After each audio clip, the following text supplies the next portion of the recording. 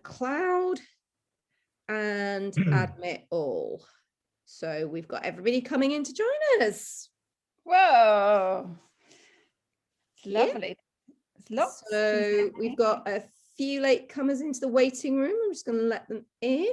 Bill and Bernard, I bet Julie's there as well. I think we've got Phil. Roger, Definitely think we've got the Peter. plan there. Great to see you. Okay, I think that's everybody out of the waiting room.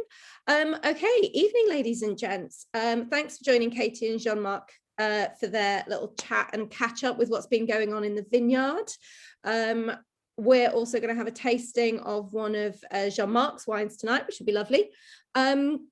Just to let you know that Katie is recording tonight to put on her Facebook, on her naked wall for those people who can't join us this evening. And with it being the first night the pubs are open in the UK, I imagine that there's people who've made choices about where they are this evening, and they can catch up with Katie's chat later.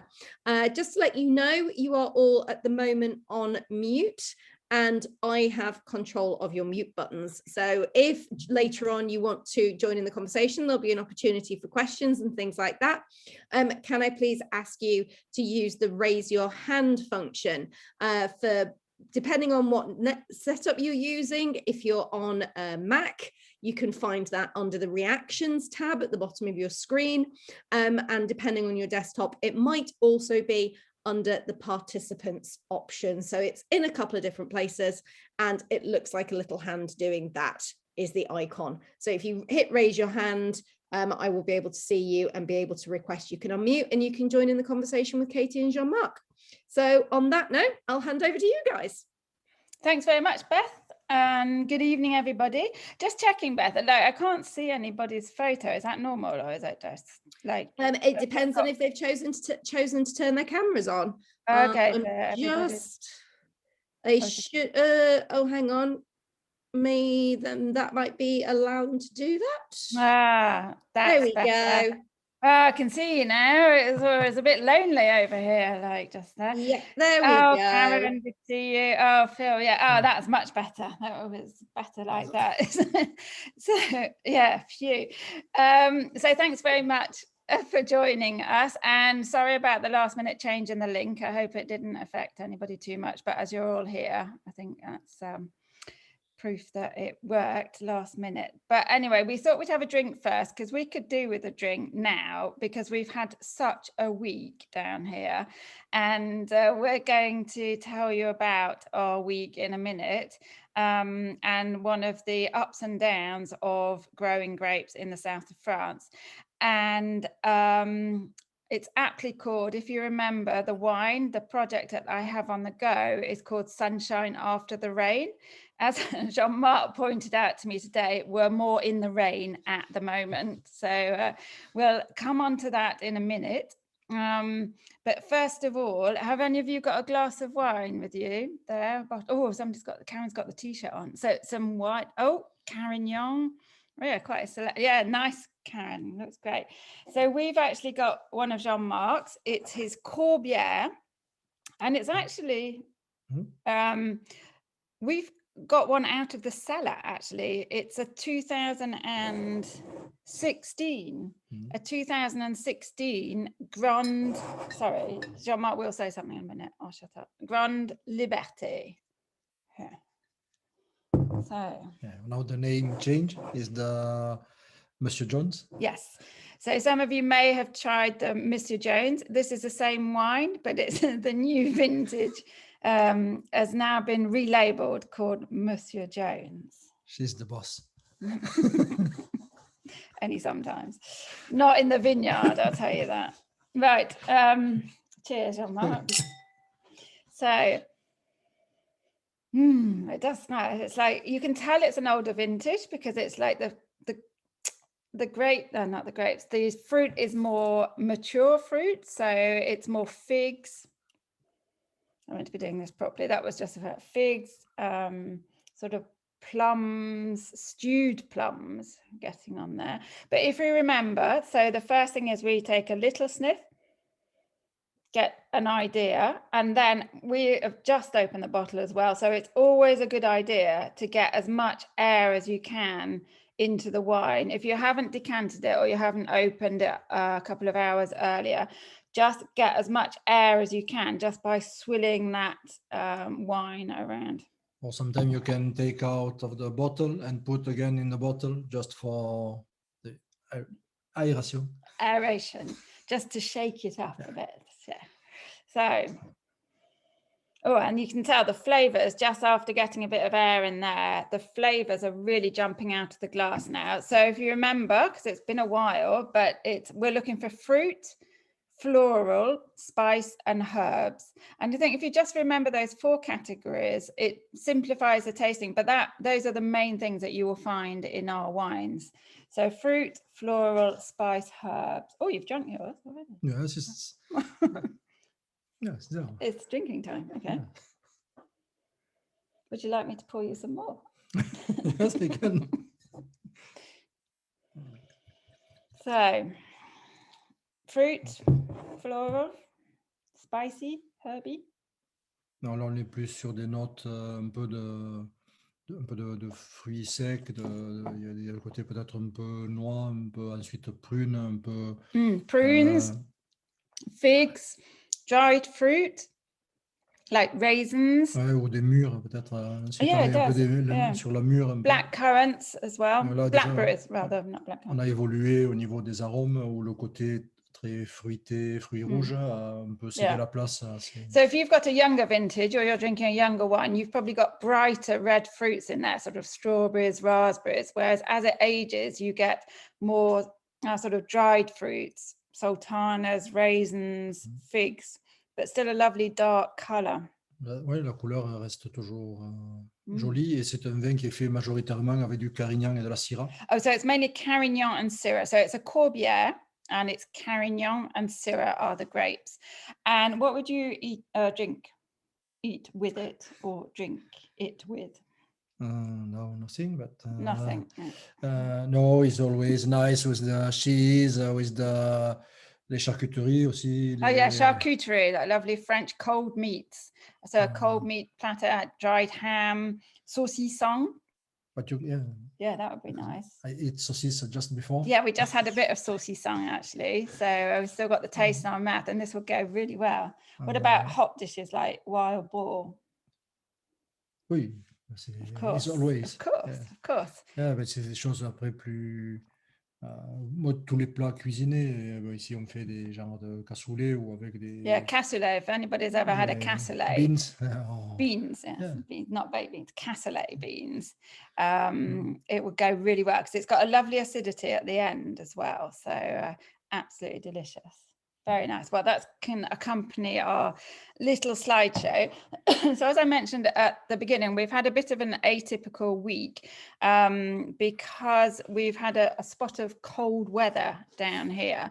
And that basically is what every vigneron or wine grower dreads, because it up until then, the season was going really well and it was really in advance. So we had about 10 days advance because in the vineyards because of the really hot weather that we've had. So we've had temperatures up to about 24, 25, and then suddenly we saw this cold mass of air coming down from basically from the UK or from the North Pole above that, and getting rather worried. And I think I'll just go straight onto the presentation and sort of it will give you a really good idea of the damage that we've had in the vineyards. So if you just bear with me while I share the screen.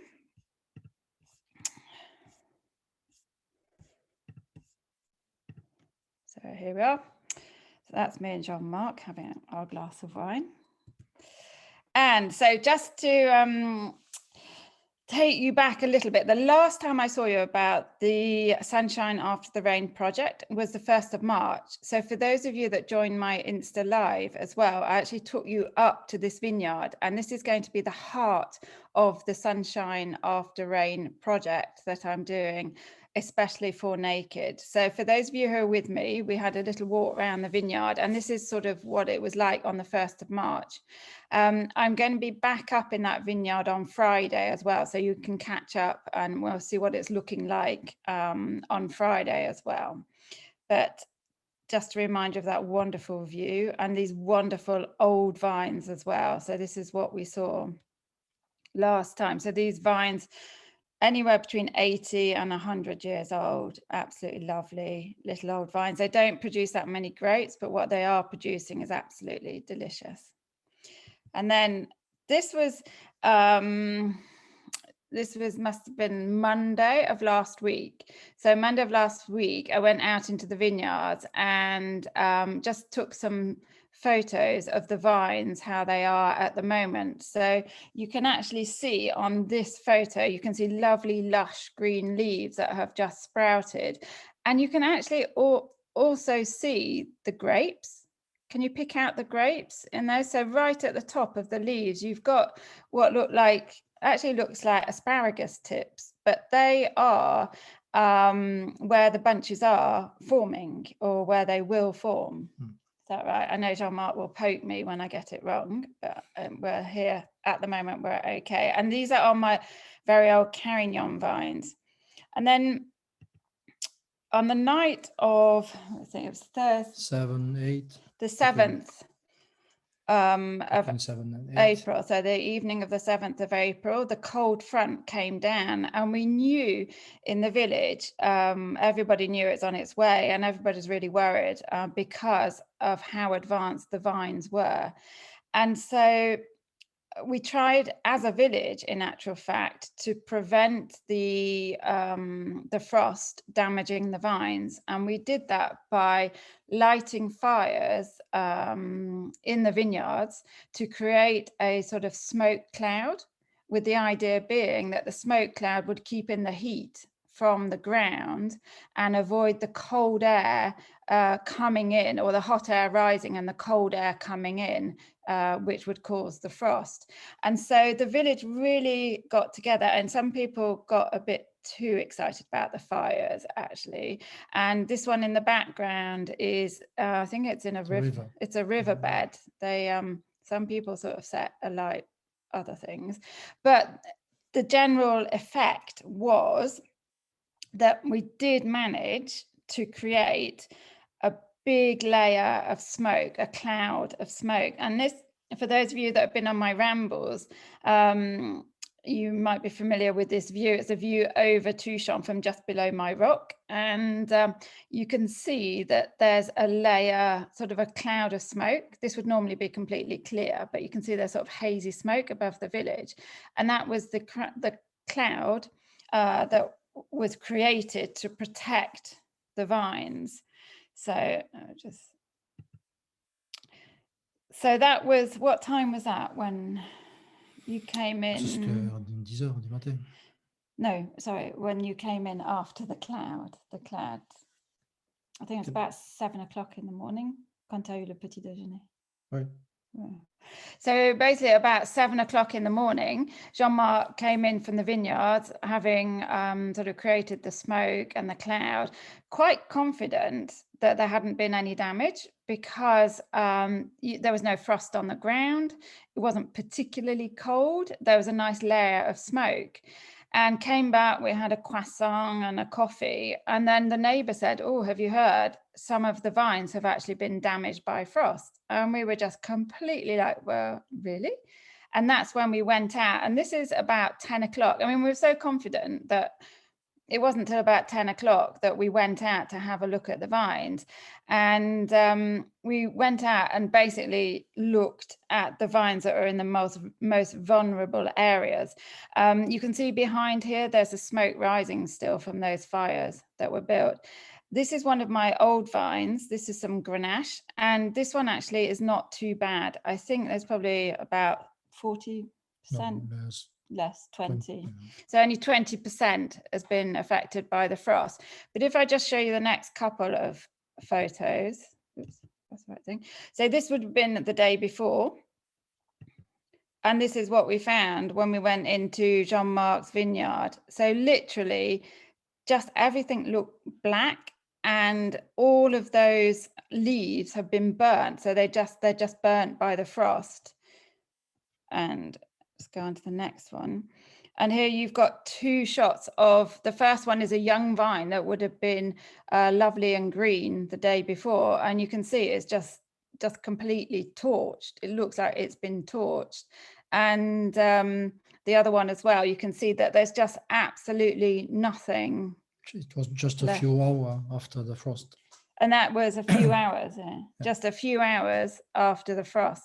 And in this particular vineyard, this is the one, if anybody's seen my videos, we walked through it. It's Jean Marc's biggest vineyard, so it's 4 hectares.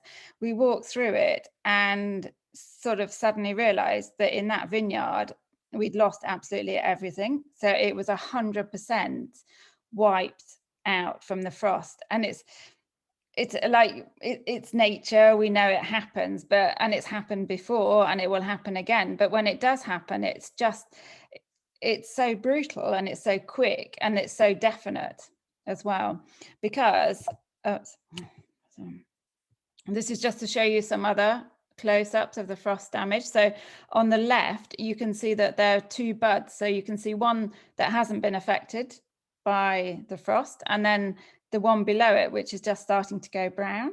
So that one was attacked, and the one below, that's it. It's completely shriveled and burnt, basically. It's like, I suppose it's like frostbite. It's literally frostbite on the vines, and you can see it quite clearly on the other side as well. The lovely lush green leaves that are left, and then the leaves that have been just completely burnt.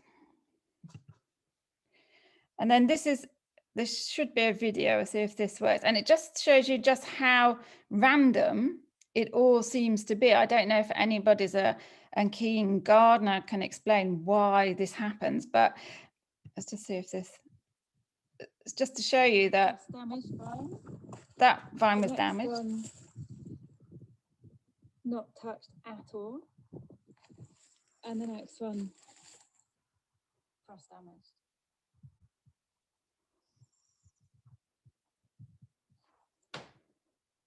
So just completely random on which vines it actually hit, and it could be the draft, c'est les courants d'air, I don't know. Ça a été une gelée noire. Oh yeah, so it was what we call an air frost.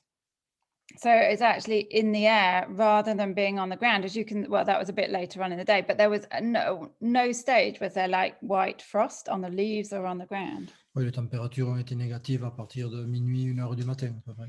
And the temperatures dropped to below 0 from about midnight right through until jusqu'à 7 heures.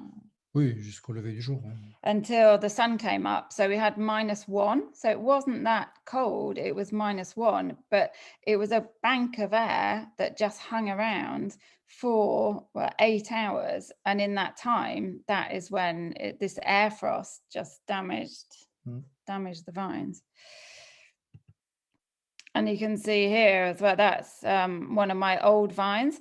Fortunately, we've got 2 domains. So I have Domaine Jones, which is my domain, which is made up of the very old vines, and Jean Marc has a Domaine Jean Marc Astruc, which tend to be younger vines but bigger vineyards and lower down. So my old vines tend to be up on the hills and on the slopes, so they were much less affected. I think that in my vines I've only lost about 20 to 30% damage on the vines. That's the good news. Jean Marc, unfortunately, I think we might be up to 60-70% of his vineyards just and I probably you'll have questions, but one question we do get quite regularly is, but will you get any grapes this year? So will we get any grapes this year on them? Est-ce qu'il y aura des raisins? For the moment, it's difficult to know because it was early, the frost, and I don't know if you can have a few grape or no. We need to wait and see what happened now. It's difficult to know. And maybe for this week, the meteo for after tomorrow said, then again, can be the frost can come back. Difficult to know. It's too early. I think we need wait and. Because the last time we had a big frost when your vineyard was damaged before, it was actually on the 24th of April. So this is very early on the frost. It was in 2017, and the frost came 3 times. So we were frosted 3 times. We had bad evenings, 3 in 2017. In 2017. So it is getting more common. It is something that's happening more. And this was just to end on a nice hopeful slide here, just to show you that the lovely bright green leaves on some of my old Carignan vines here, just to sort of show that there's still some that survived and that these are the future for this harvest this year. So it's not all doom and gloom, but it's been a pretty difficult week all in all. So hopefully you've got lots of questions. Let me just stop this and come back. So if anybody does have any questions they'd like to ask, please do. And if not, I can ask a couple for Jean Marc as well. Because one thing often people want to know is, does it affect the vines? So is it just the harvest, or has that destroyed the vines themselves as well? So no, the frost like this don't kill the vine. It just kill for the year the grape. And maybe for next year, because it depends, the frost can affect this year and maybe a part of next year. Less, but it can affect. Oh, next year. Maybe. We've actually got a question from Roy. So I've just asked Roy to unmute himself. I think he's got it sorted. Roy, I think you're on. We should be able to hear you now. Okay, can you hear? Yep, Yeah, we've got hi, you. Roy. Okay. Yeah, so sorry to hear about that, but I think Jean Marc just answered my question, because I wondered whether the vine would actually grow some more leaves and grapes this year, but apparently the answer is no, it won't, and could even affect it next year. Yeah, no, it's a good question, because it does actually grow branches. Ça pousse les feuilles, les sarments cette année, les vignes. Cette année, ça va repousser, oui. Ouais. So in actual fact, yeah, sorry, we confused you a bit. In actual fact, there are secondary and tertiary buds. So once the primary bud comes off, you do have 2 more buds on the vine, and they will actually shoot. So it will look like it's a normal vineyard. The only problem being is that we probably won't have any grapes on there at all, because the secondary and tertiary branches don't produce that many grapes, so it'd be a much lesser yield. And what we've seen before is, if they do produce grapes, the grapes will be very tiny little bunches that don't ripen properly, sort of at the end of the branches. So quite difficult to make a red wine. But I know last time it happened in 2017, Jean Marc ended up making a rosé wine from those grapes. So some. It wasn't too acidic for red wine. Yeah. Sorry, Roy, missed that. So some small chance of getting something from it. Yes, there is a chance of getting some grapes from it. We need the wait, because it was small and it's early, and maybe if we are lucky not anywhere, but in some vineyard, maybe we can have a little something will come back. Yeah, Not we sure. need to pray for no more frost. Yeah, exactly. I think we need minimum 2 or 3 weeks. 3 weeks for know if we have a few grape or not. Good luck. Thank you. No, thanks, Roy. We have got another couple of questions as well. We have got a question, and I'm sorry, but I've only got your screen name and you're listed as Zorro, which is quite exciting. That might be so I've just asked Zorro to unmute. I'm very curious as to where this is going. Well, I'm not sure if it's going anywhere, but I wondered if the incidence of frost is becoming more frequent, you're saying. Are there any viticultural techniques one could adopt to try and mitigate these effects? Because if they're here with the long term, clearly it's affecting the basic economics of the business. Yes, definitely.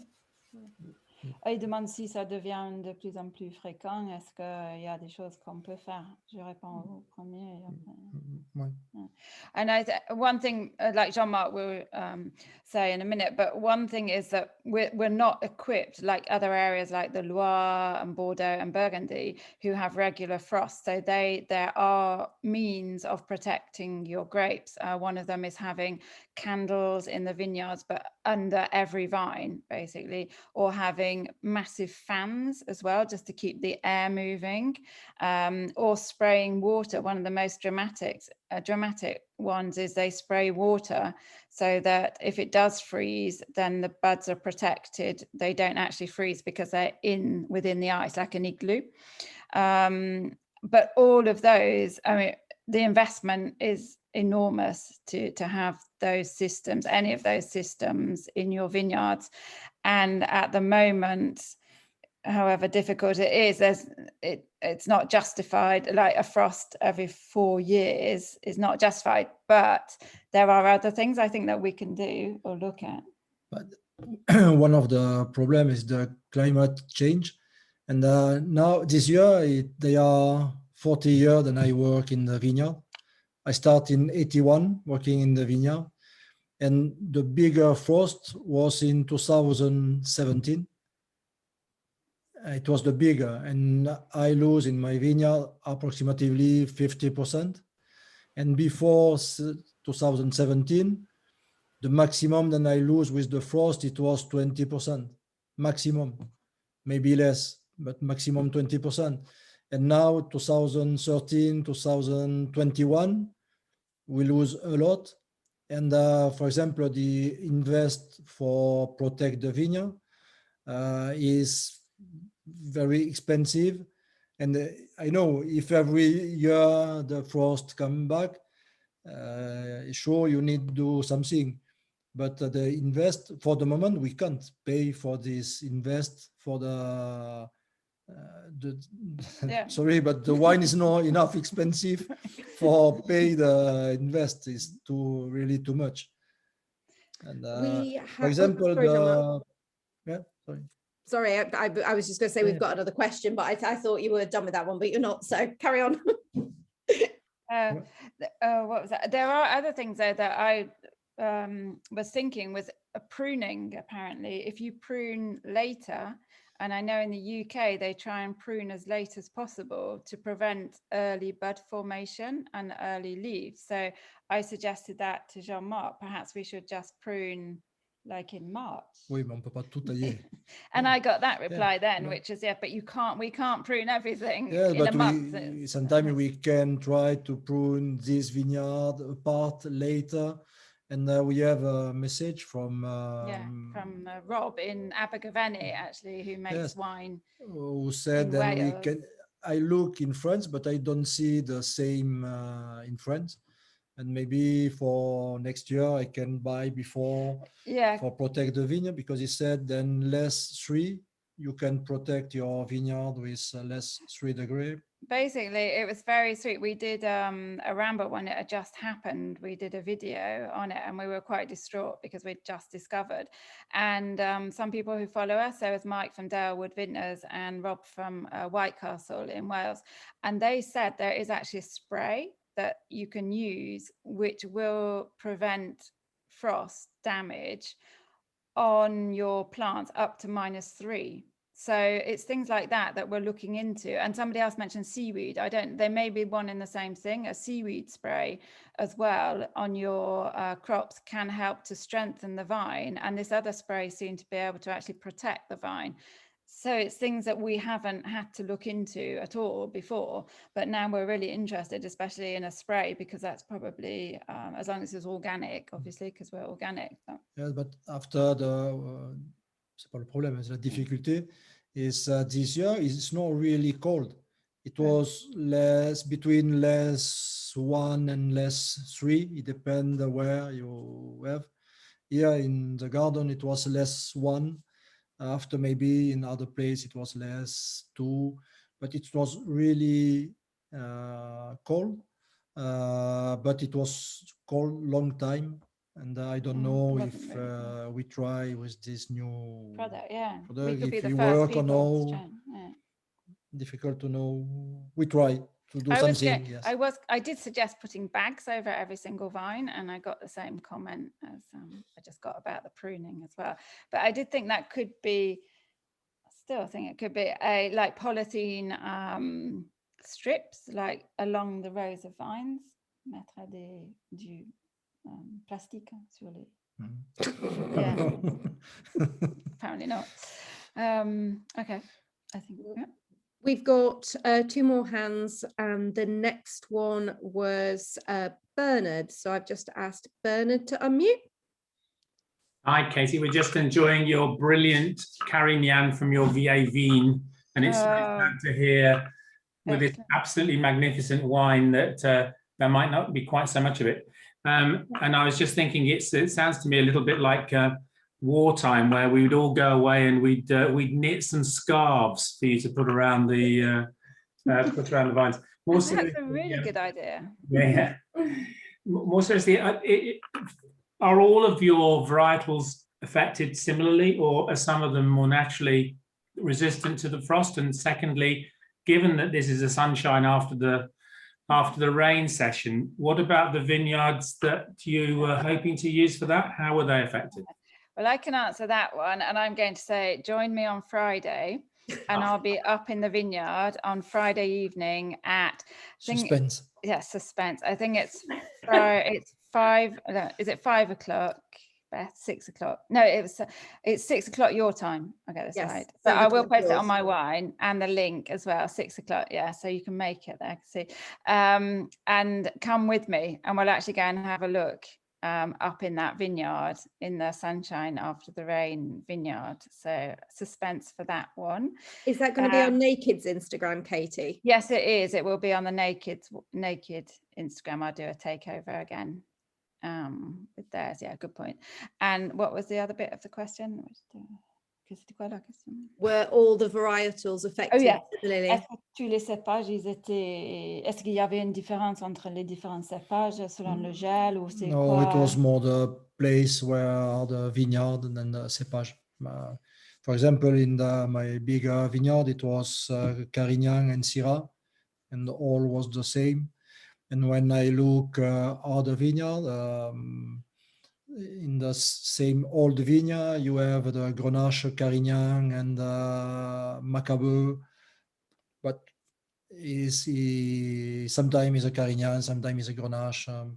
It's never. I don't see the big difference. It's just the place.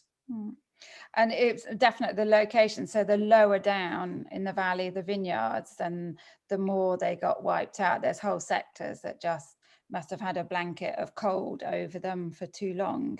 Whereas mine are old, small plots of vines that tend to be a bit higher up. So because they're higher up, in this particular instance, the cold air sank down into the valley, and it didn't affect the higher ground. So fortunately for me, but it was really random. There was one vineyard we were convinced, an old vine Carignan, my other really old vine Carignan, we were convinced, we didn't want to go and have a look because we were just so convinced it's low down, it's in a valley, it gets cold. And we left it till last and we went, and it was absolutely fine. There was not one bit of frost damage in there at all. So it's just very random, but it's, you know. Yeah, and some people say if you plow, that can attract the frost, the broken ground. It encourages frost. But it was that there were some that weren't ploughed, not of ours, all of ours were ploughed, and the other people's that weren't ploughed, and it was exactly the same. So just totally random, unfortunately. We've got one final question, one final hand, Okay. and that's Russell. So you should be able to unmute yourself, Russell. Yep, there we go. Hi, Russell. So yeah, we live about 800 feet above sea level on the northern edge of the Peak District National Park, and we have 1 or 2 magnolias in our garden, which really aren't suitable here because it gets so cold. We wrap them in horticultural fleece to stop them burning with the frost, and that seems to have been reasonably successful. Now, obviously, it'd be a heck of a job to go around a whole vineyard and do that, but horticultural fleece is not too expensive, and it may well be a possibility for specific vines that are in a, you know, in a sort of place that's particularly vulnerable. I just wonder if that's something that might work. And what for does it look like? So I can describe. I'm not quite sure what myself. It's a non-woven white fleecy type material, very thin. Come in rolls or something. It comes in big rolls, and you just wrap it around the plant to create a bit of a kind of a cocoon around there. I don't know how it works particularly, but it seems to have been. So you put it on fruit trees and things like that, fruit trees and anything, and magnolias. Let me see Jean Marc's reaction to this. En fait, en Angleterre, ils ont comme un couverture pour protéger des plantes. Tu sais, si tu as un citronnier, et lui, il a des magnolias. Et chaque année, il met ça parce qu'il fait trop froid. Et il dit que ça, c'est pas excessivement cher et que ça marche plutôt bien. Yes, I know, and there exist. After one of the problem is when you have young. Oh, is that it? Phil's waving it. Phil Keith, we can see Phil. I thought you got your hanky out. Yeah, there we go. That's the stuff. I think so. Anyway. Quand on a des jeunes pousses, en fait, c'est fragile, donc il faut les poser, il faut faire attention. One thing is, it's really fragile. It's at the most fragile part of the season, so you have to be very careful putting it on. Ça, c'est un point, mais ensuite, nous avons, mettons, ensemble, à peu près 100 000 pieds à protéger. Ouais, et en kilomètres. Et donc, je ne sais pas combien ça fait, mais c'est 100 000 pieds. Whereas we might be able to look at it for, you know, the most sensitive vineyards, difficult vineyards, but we've got 100,000 vines between us. So it might be a time thing. I think by the time we got it over everything, it might. We've got to start in good time. Yeah, we could start. Yes, it's why you need to take out, put and take out. And I think one other thing we didn't mention is the wind. It's very windy down here, so it's certainly the same where we are. I can tell. Is it? Okay, good. Yeah. But I'm going to have a look at non, that. En fait, toutes les hypothèses sont bonnes à essayer, peut-être. Mais la difficulté, c'est c'est comment le mettre sur des grandes superficies.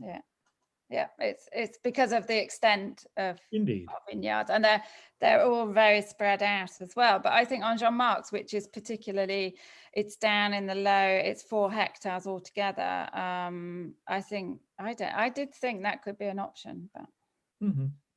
Après, il faut. Now is on dit c'est à chaud.